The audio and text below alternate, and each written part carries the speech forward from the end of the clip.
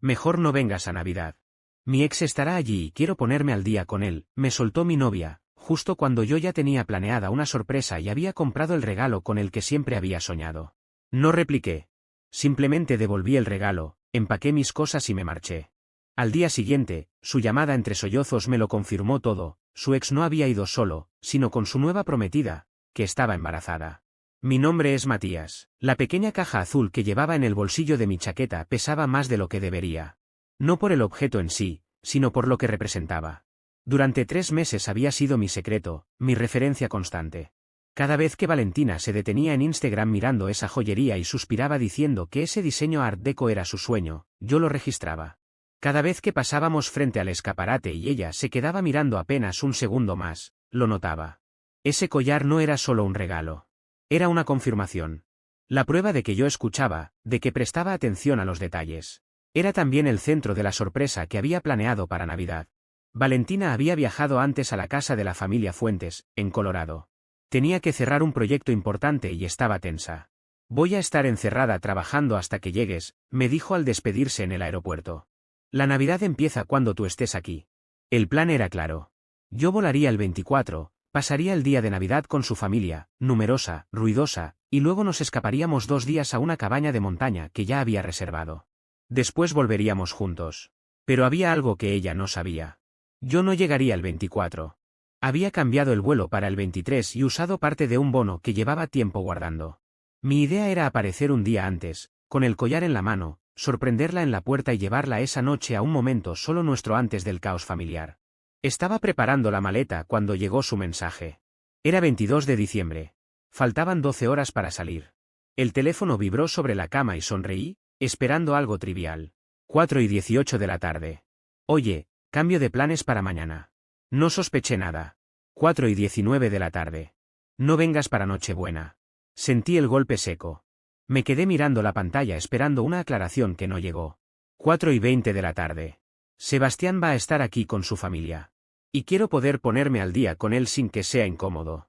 Han pasado años. Lo nuestro lo retomamos después de Año Nuevo. Gracias por entender. Leí el mensaje varias veces. No vengas. Sin que sea incómodo. Gracias por entender. Sebastián. El ex de la universidad.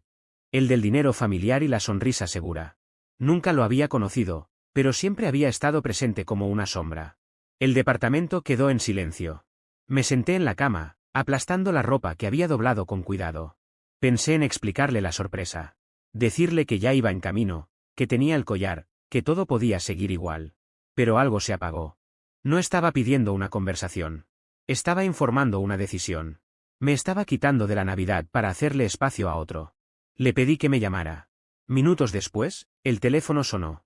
En la pantalla apareció una foto suya riendo, tomada meses atrás. Hola, dije.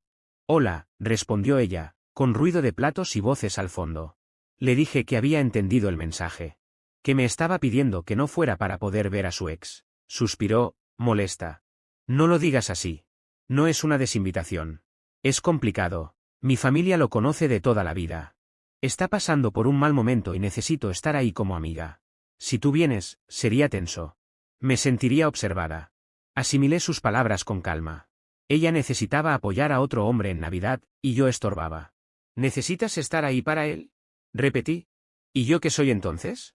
Su tono se volvió defensivo. Por eso no quería hablarlo. Lo estás haciendo sobre ti. Es solo una noche. No es para tanto. Tenemos toda una vida para pasar Navidades juntos. Necesito este cierre para poder seguir adelante contigo. Es madurez. Madurez. La palabra quedó flotando. Guardé silencio. La caja azul ardía contra mi muslo. Pensé en la cabaña no reembolsable, en el vuelo cambiado, en la imagen que había construido durante semanas de su cara al verme aparecer. La imagen se rompió. Y en ese momento entendí que ya no había nada que explicar.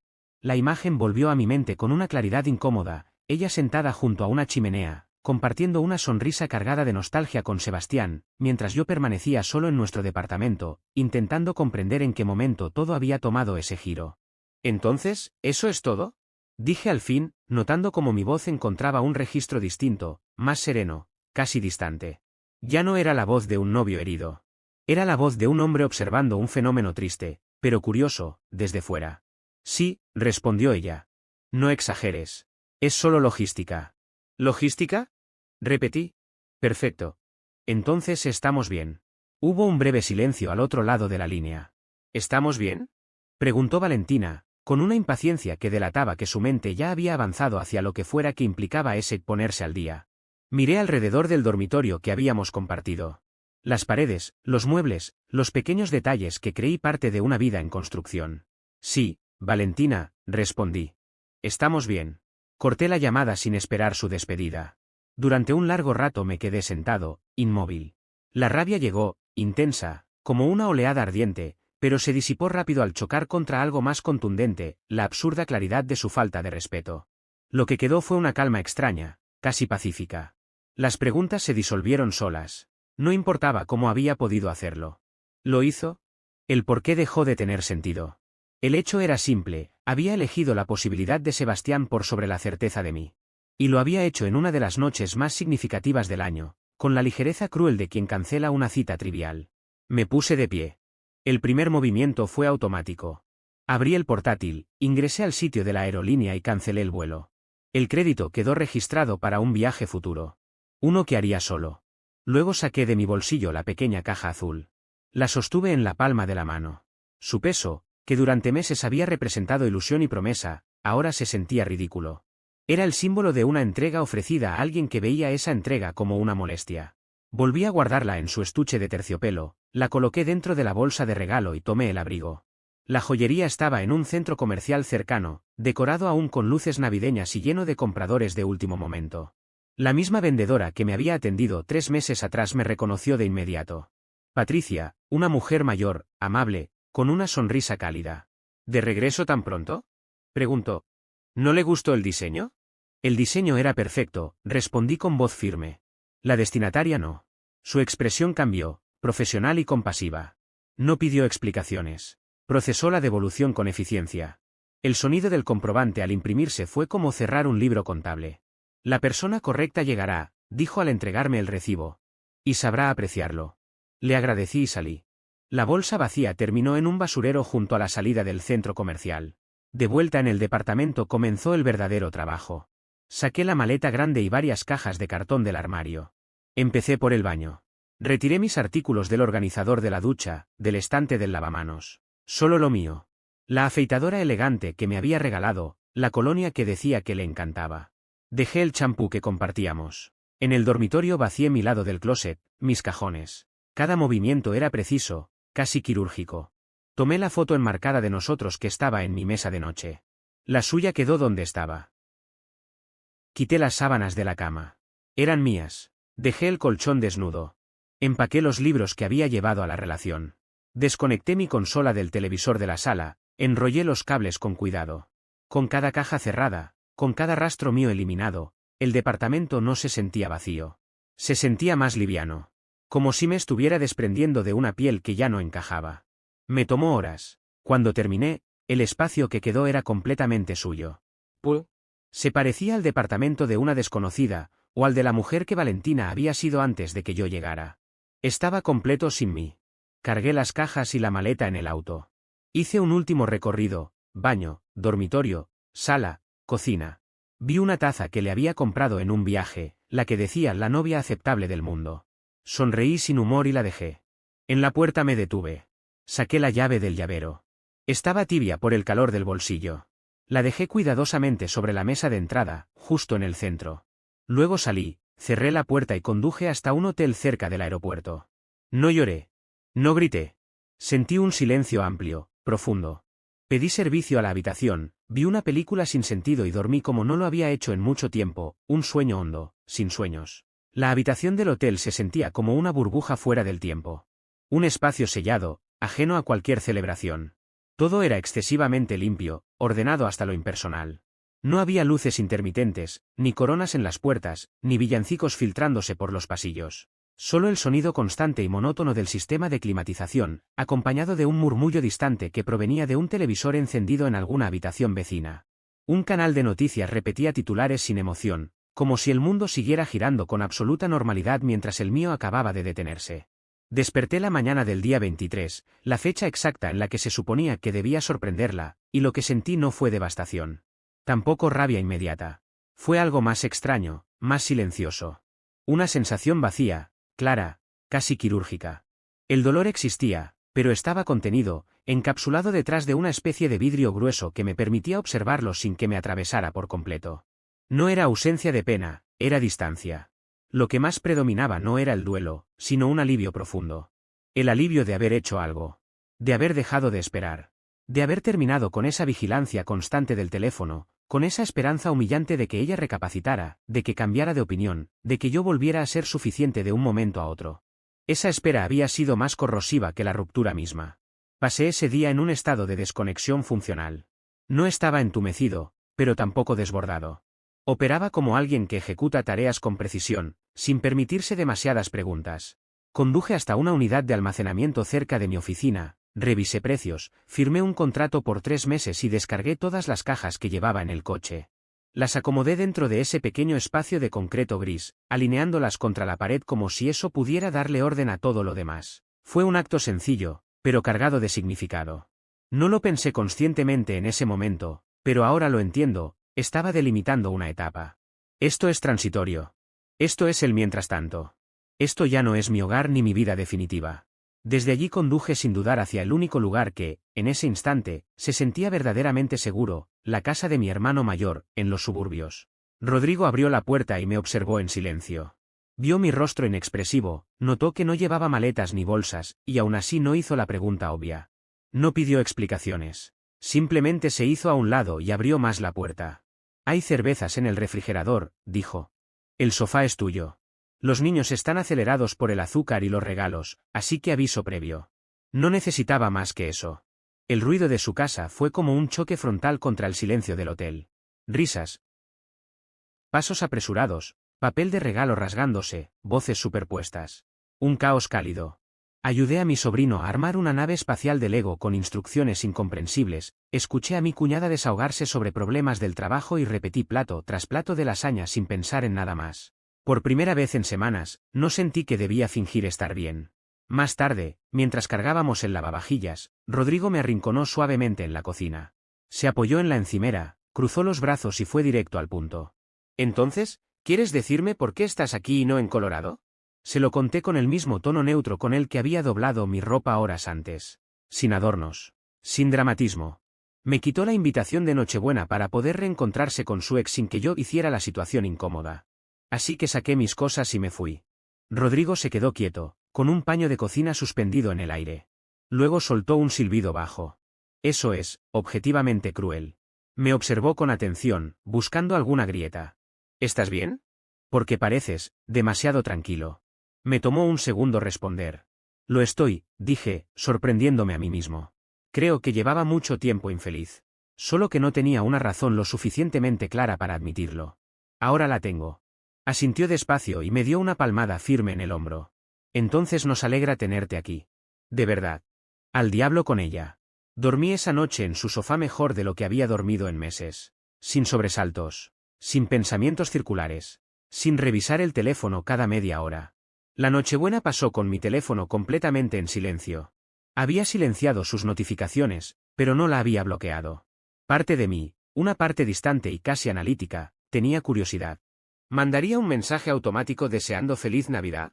¿Llamaría con una alegría fingida, como si nuestra conversación nunca hubiera existido? Me sentía como un observador esperando una reacción previsible. La reacción no llegó en forma de texto. Llegó como un mensaje de voz. Entró a las 11:37 de la noche. Estaba jugando un videojuego con mi sobrino cuando vi la notificación. Esperé a que se distrajera con una escena llamativa, me puse los auriculares y fui al baño de invitados, cerrando la puerta con llave. Presioné reproducir. La voz que escuché no era la de Valentina que yo conocía. Era otra cosa. Rod, empapada en llanto. Los sollozos se interrumpían con respiraciones irregulares. Matías. Dios mío. Matías, no vas a creer lo que hizo. Inspiró con dificultad. La trajo. La trajo con él. A su prometida. Una rubia, de Connecticut. Y está embarazada. Muy embarazada. ¿Se nota? Hubo un silencio breve, como si cubriera el micrófono. Luego volvió, con la voz temblando entre rabia y dolor. Hizo un brindis enorme. Tomándole la mano. Hablando de cerrar ciclos, de lo especial que era esta Navidad, de lo emocionados que estaban por formar una familia. Bajó la voz hasta un susurro cargado de vergüenza. Lo hizo para humillarme. Sabía que yo estaría aquí. Preguntó si iba a venir. Toda mi familia lo vio. Mi mamá no deja de mirarme raro. Mi papá se fue del salón. Todos fingen que no pasa nada, pero esto es una masacre. Volvió a llorar, sin control. Luego, algo cambió. Su desesperación giró hacia mí. El tono se volvió suplicante, infantil. Te necesito. Por favor. Ahora lo veo todo claro. Él es un monstruo. Y tú eres mi persona. Por favor, llámame. Solo háblame. Dime que todo va a estar bien. Nunca te he necesitado tanto como ahora. Por favor, Matías. El mensaje terminó. Lo escuché 2 veces. La primera, registrando los hechos. La prometida embarazada. El espectáculo público. La humillación cuidadosamente orquestada. La segunda, escuchando lo que no estaba ahí. No hubo una sola disculpa. No por haberme apartado. No por haber elegido a Sebastián. No por haberme tratado como un inconveniente. Su arrepentimiento era completamente autorreferencial. Ella estaba avergonzada. Ella había sido ingenua. Ella necesitaba consuelo. Yo no era una persona en ese relato. Era una herramienta. Un botiquín emocional que había descartado cuando creyó no necesitarlo y que ahora esperaba encontrar intacto, completo y disponible, justo cuando el daño ya estaba hecho. No sentí nada. Ni alivio, ni satisfacción, ni ese golpe emocional que uno espera cuando por fin todo encaja. No hubo triunfo alguno. Solo una confirmación fría y definitiva. La mujer que hablaba en aquel mensaje de voz era la verdadera Valentina. La persona con la que había compartido mi vida durante años había sido, en realidad, una fachada cuidadosamente construida. Detrás de ella estaba alguien desesperado, centrado únicamente en sí mismo, convencido de que el mundo le debía algo. Esa era la realidad. Borré el mensaje de voz. No devolví la llamada. Los mensajes comenzaron a llegar la mañana de Navidad. Valentina, 9:14 de la mañana. ¿Recibiste mi mensaje? Me duele mucho todo esto. Valentina, 11:02 de la mañana. No puedo creer que me estés ignorando en Navidad. Esto es cruel. Valentina, 2:48 de la tarde. Mi familia está preguntando por ti. No sé qué decirles. Estás haciendo todo mucho más difícil. El cambio de responsabilidades fue inmediato y casi impresionante. De pronto, yo era el cruel. Yo era quien complicaba las cosas. Sus decisiones, sus actos, habían desaparecido por completo del relato. Me imaginé la escena con claridad, ella sentada entre papeles de regalo rotos, envuelta en la compasión de su familia, construyendo una nueva versión de los hechos donde era la víctima de 2 hombres insensibles. No la bloqueé.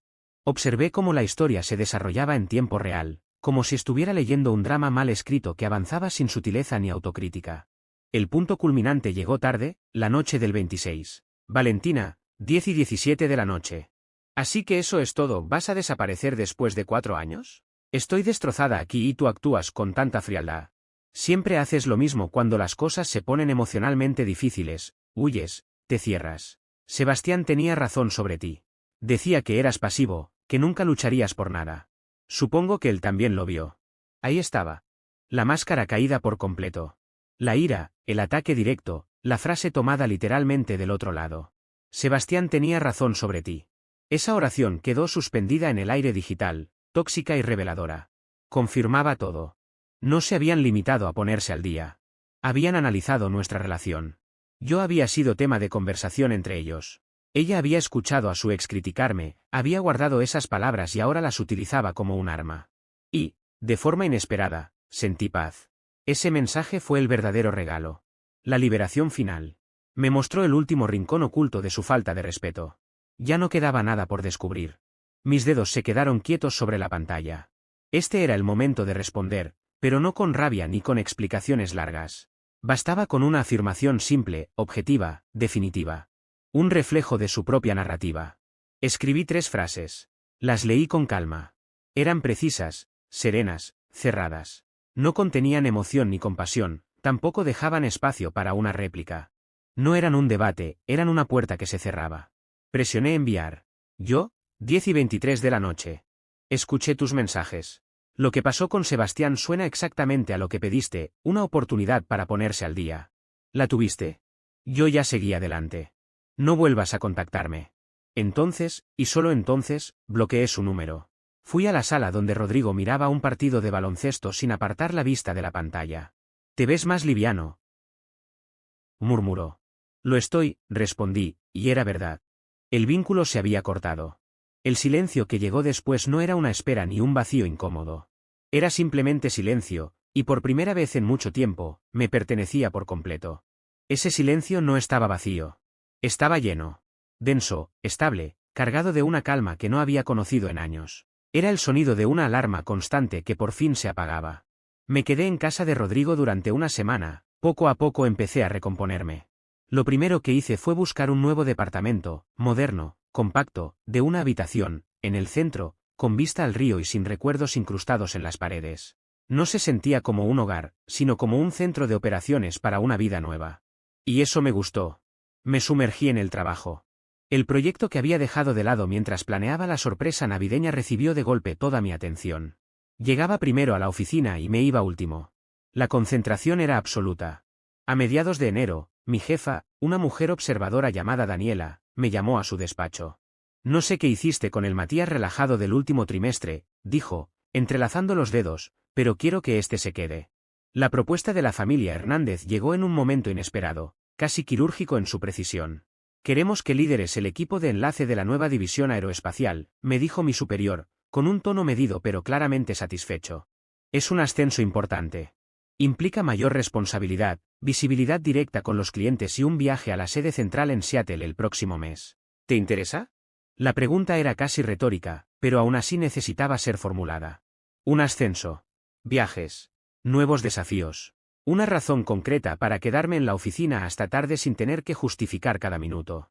No era que estuviera huyendo de algo, pero tampoco iba a fingir que no agradecía tener una estructura firme a la cual aferrarme. Era como si alguien le lanzara una cuerda a un hombre que ya sabía nadar, pero que agradecía tener algo sólido entre las manos. La tomé sin dudar. «Por supuesto», respondí. «Claro que me interesa». Lo dije convencido. Por primera vez en semanas, sentí que algo avanzaba en la dirección correcta. Bloquear a Valentina no detuvo el flujo de intentos por alcanzarme. Simplemente los transformó. Cambiaron de formato, de intermediarios, de tono. Donde antes había mensajes directos, ahora aparecían rodeos. Una semana después de Año Nuevo, el teléfono vibró sobre la mesa de la cocina. En la pantalla apareció el nombre de Marcela, su madre. Me quedé mirándolo durante varios segundos. Marcela siempre había sido amable conmigo, incluso afectuosa. Quizá demasiado. De esas personas que confunden cercanía con derecho a opinar. Sentí ese impulso aprendido de contestar, de ser correcto, de no generar conflicto. Pero entonces recordé el mensaje de voz. El tono. Las palabras. El fondo real detrás de la preocupación fingida. Dejé que sonara hasta el final. «Matías, cariño, soy Marcela», dijo en el buzón. «Todos estamos muy preocupados por ti. Valentina está hecha pedazos. No come, no duerme. Sé que cometió un error, algo tonto, pero ¿qué es el amor sin perdón? Ella te necesita. Este es el momento de estar al lado de tu mujer. Llámale. Arreglemos esto, por favor». Un error tonto. La frase se quedó suspendida en el aire como un olor desagradable. Fue como abrir una puerta que llevaba a un pasillo completo de excusas, minimizaciones y silencios convenientes. Ahí estaba el origen de muchas cosas.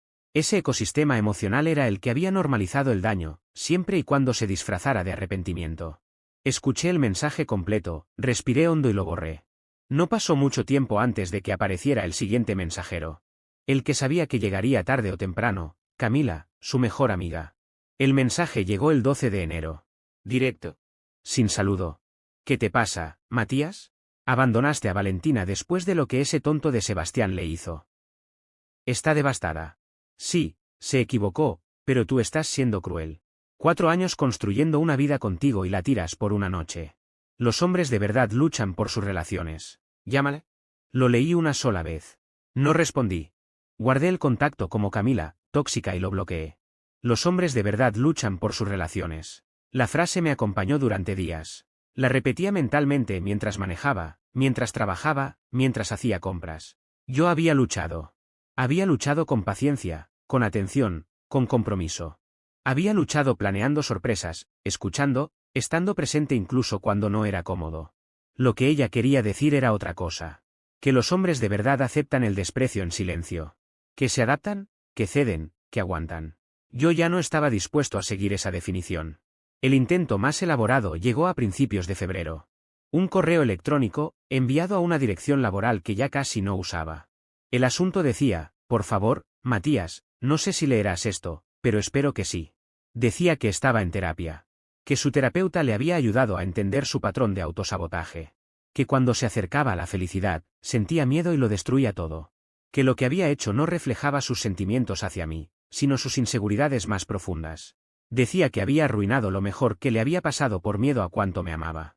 Que Sebastián era un hombre vacío, superficial, y que estar con él solo le había mostrado el contraste con lo que yo representaba: estabilidad, bondad, fortaleza silenciosa. Aclaraba que no me pedía volver. Solo una conversación. Una disculpa cara a cara. Cierre emocional para ambos. Te lo debes a ti mismo, escribió. Algo tan hermoso no debería terminar con un mensaje. Era una actuación más pulida. Las palabras correctas. Los conceptos aprendidos. Terapia. Proceso. Cierre. Crecimiento. Incluso intentaba atraparme con una trampa lógica, hacerme creer que negarme era una forma de huir. Pero el centro seguía siendo el mismo. Yo, mi dolor, mi proceso, mi necesidad de redención. Mi rol era escuchar, validar y permitirle sentirse mejor consigo misma. No respondí. Creé un filtro automático para que cualquier correo proveniente de su dominio fuera directo a la papelera. Fue un acto sencillo, casi administrativo, pero se sintió definitivo. ¿Limpio? Mi verdadero cierre no vino de una conversación pendiente. Vino de los nuevos ritmos de mi vida. De la calma de un apartamento ordenado. De llegar a casa y saber que nadie iba a reprocharme nada. Del desafío real de un nuevo puesto laboral que exigía atención y concentración. De los sábados por la mañana en un gimnasio de escalada, agotado físicamente pero liviano por dentro, en lugar de desayunos sociales que siempre me dejaban cansado. De volver a llamar a amigos que había ido dejando de lado y descubrir que seguían ahí. Avanzaba sin dramatismos. Sin grandes declaraciones. Día a día. Construyendo una vida que no giraba alrededor de otra persona. Valentina se iba transformando en un recuerdo distante, incómodo, como una enfermedad pasada de la que ya no quedaba rastro físico. Hasta que apareció la boda. La invitación al matrimonio de Felipe y Antonia había llegado meses atrás, cuando Valentina y yo aún éramos pareja. Felipe era amigo mío desde la universidad. Antonia se había acercado a Valentina casi por inercia. Yo había confirmado asistencia para dos, sin pensarlo demasiado. Entre el nuevo trabajo y la mudanza, lo había olvidado. Hasta que, a finales de abril, llegó el recordatorio. No podemos esperar para celebrar contigo y con Valentina. Fue el primer choque real con el mundo exterior. La primera prueba pública. No ir habría sido fácil. Cómodo. Pero algo dentro de mí se negó. Esconderme era lo que hacía antes. Reducirme para no incomodar. Ese hombre ya no existía. Le escribí a Antonia un mensaje breve y respetuoso, explicando que Valentina y yo ya no estábamos juntos, deseándoles felicidad y dejando claro que comprendería si ya no había lugar para un acompañante. Incluso me ofrecía no asistir. La llamada fue inmediata. Matías, ¿estás bien? Claro que sigues invitado. Felipe estaría destrozado si no vienes. Ven. Te hará bien. Así que fui. Compré un traje nuevo, que me quedaba mejor. Y fui solo. La boda se celebró en un viñedo, a poco más de una hora al norte de la ciudad.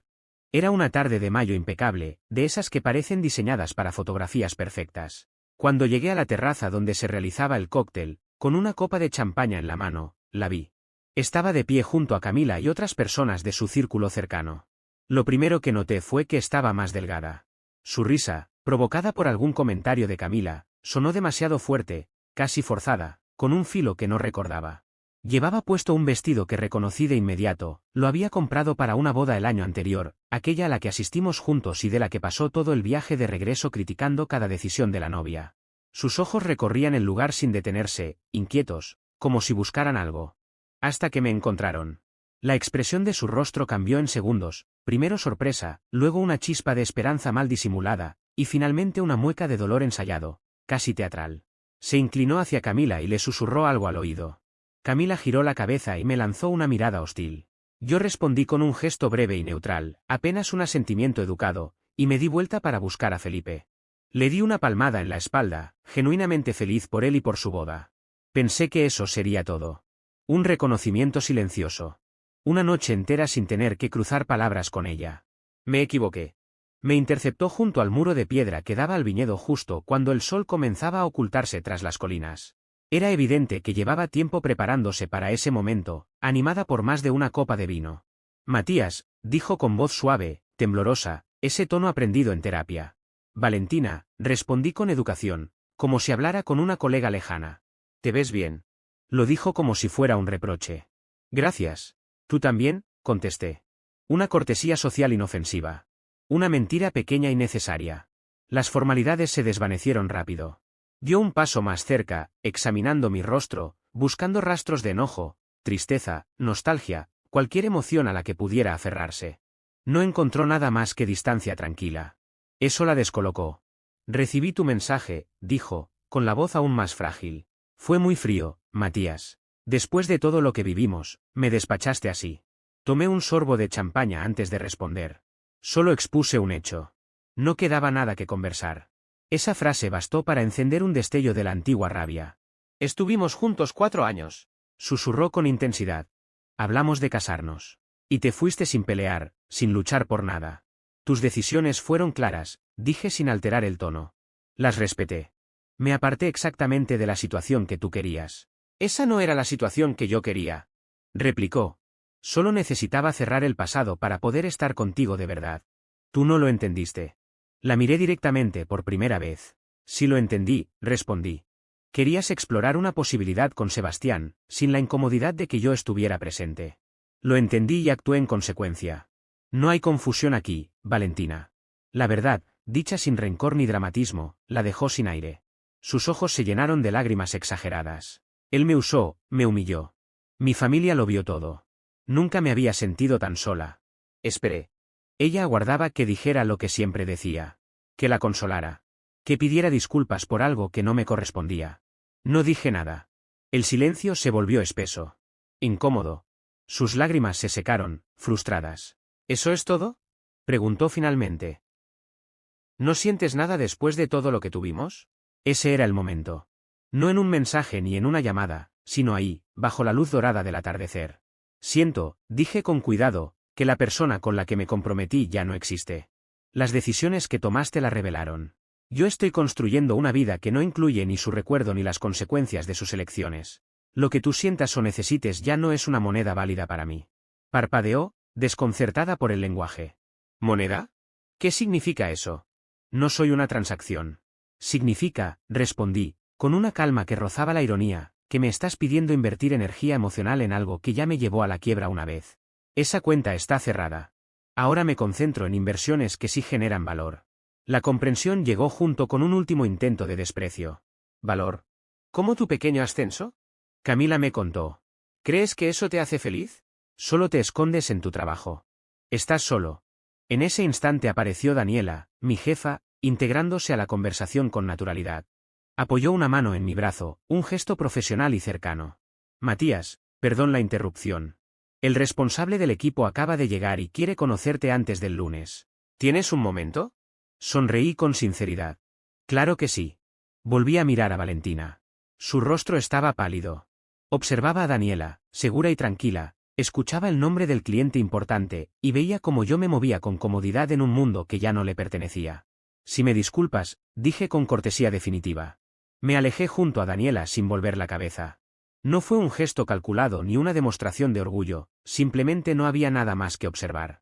Lo que quedaba atrás ya no tenía peso. Mientras avanzábamos entre los invitados, comprendí que no necesitaba confirmar nada más, el pasado había dejado de tener voz. El murmullo de la conversación general se impuso sobre cualquier pensamiento residual. El evento seguía su curso, ajeno a dramas personales, como siempre ocurre cuando una etapa termina y el mundo no se detiene por ello.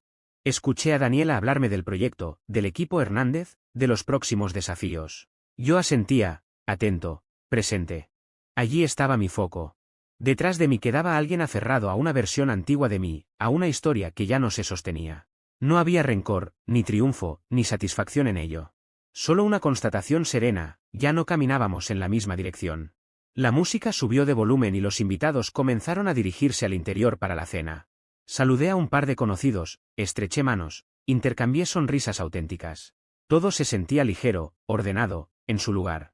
El pasado no se fue con estruendo ni con lágrimas. Simplemente quedó atrás, como quedan las cosas que ya cumplieron su función. Y mientras avanzaba hacia una conversación que sí importaba, Entendí que no hacía falta cerrar ninguna puerta con dramatismo cuando, en realidad, ya había dejado de existir.